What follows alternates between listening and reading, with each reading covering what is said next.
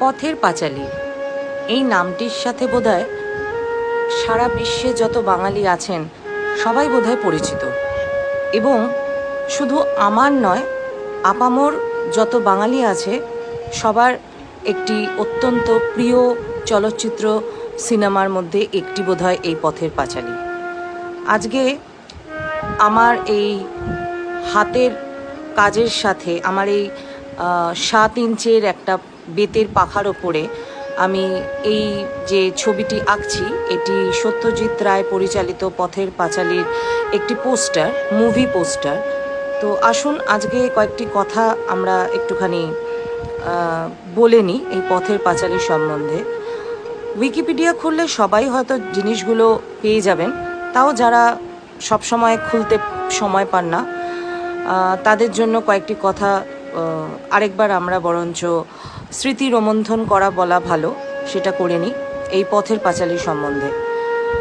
পথের পাঁচালী 1955 সালে মুক্তিপ্রাপ্ত পশ্চিমবঙ্গ সরকার প্রযোজিত ও সত্যজিৎ রায় পরিচালিত একটি বাংলা চলচ্চিত্র।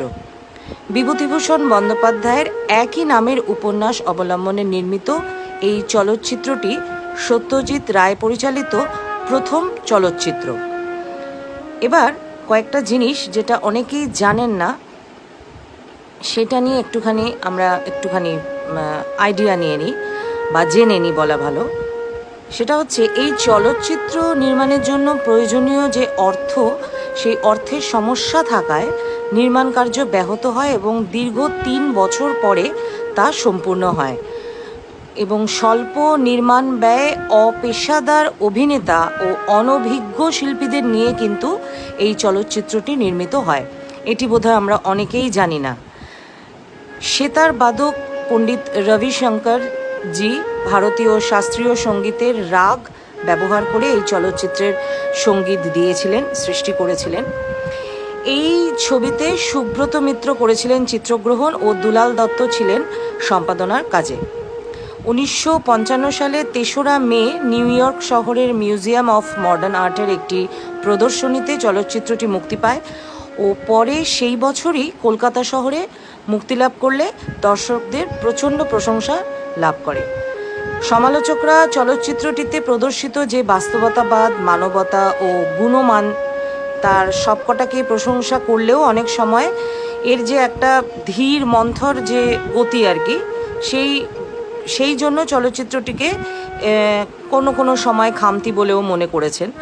কিন্তু তাতে কোনো কিছুই কিন্তু আটকায়নি। আপামর বাঙালির হৃদয়ে, আপামর বাঙালির মনে এই চলচ্চিত্রটি কিন্তু বিশেষ স্থান করে নিয়েছে এবং মরণ পর্যন্ত এই চলচ্চিত্রের একটা আলাদা ইমোশন বোধহয় সব বাঙালির মনের মধ্যেই থেকে যাবে।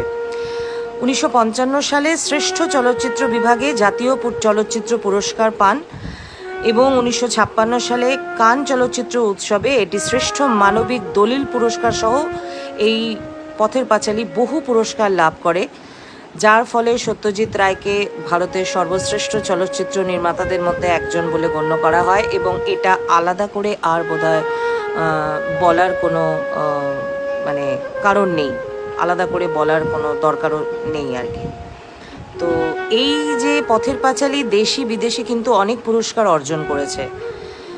এটা 1955 সালে বললাম শ্রেষ্ঠ চলচ্চিত্র বিভাগে জাতীয় চলচ্চিত্র পুরস্কার, স্বর্ণকমল পুরস্কার যেটা শ্রেষ্ঠ বাংলা ভাষার চলচ্চিত্র বিভাগে জাতীয় চলচ্চিত্র পুরস্কার, রজত কমল পুরস্কার এটা কিন্তু পেয়েছিল। আচ্ছা, এটা ভারত থেকে হয়েছিল। ফ্রান্স থেকে যেটা পায় সেটা হচ্ছে পালম দর, শ্রেষ্ঠ মানবিক দলিল OCIC পুরস্কার পায়। ইতালি থেকে ভ্যাটিকান পুরস্কার পায় রোম থেকে 1956 সালে। ফিলিপাইন থেকে পায় গোল্ডেন কারবাও ম্যানিলা, এবং আরও অনেক যেগুলোর গুণে শেষ করা যাবে না। তো বিশেষভাবে পরিচালিত এই চলচ্চিত্রটি আমার নিজের অত্যন্ত প্রিয় একটি চলচ্চিত্র, এবং কতবার যে দেখেছি তার কোনো ঠিক নেই। এবং আমি এইটা যে তুলে ধরতে পেরেছি একটি ছোট্ট 7 ইঞ্চ পাখার মধ্যে, সেটা ওনারই আশীর্বাদ আমি মনে করছি, এবং সবাইকে অনেক ধন্যবাদ।